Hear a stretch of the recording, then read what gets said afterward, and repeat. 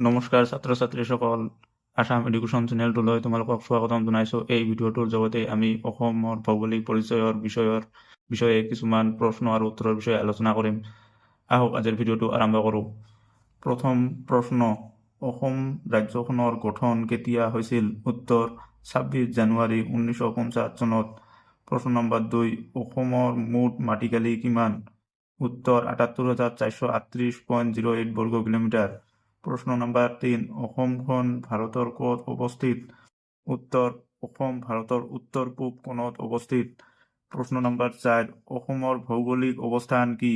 উত্তৰ 24.8 ডিগ্ৰী উত্তৰ অক্ষাংশৰ পৰা 28.2 ডিগ্ৰী উত্তৰ অক্ষাংশ আৰু 89.42 ডিগ্ৰী পূব দ্ৰাঘিমাংশৰ পৰা 96 ডিগ্ৰী পূব দ্ৰাঘিমাংশত।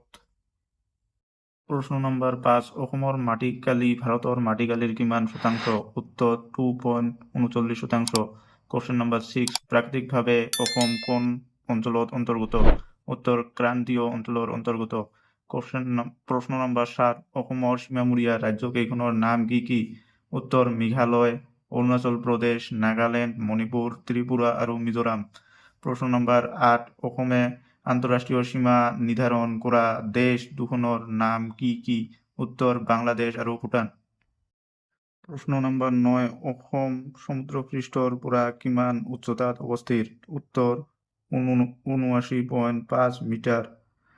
প্ৰশ্ন নম্বৰ 10, অসমৰ ভূভাগক কেইটা ভাগত ভগাব পাৰি আৰু ভাগ কেইটা কি কি? উত্তৰ, 4টা। 1 নম্বৰ ব্ৰহ্মপুত্ৰ উপত্যকা অঞ্চল, 2 নম্বৰ বৰাক উপত্যকা বা কাছাৰ সমতল, 3 নম্বৰ কাৰ্বি মালভূমি অঞ্চল আৰু 4 নম্বৰ বৰাইল তথা দক্ষিণ পাৰ্বত্য অঞ্চল।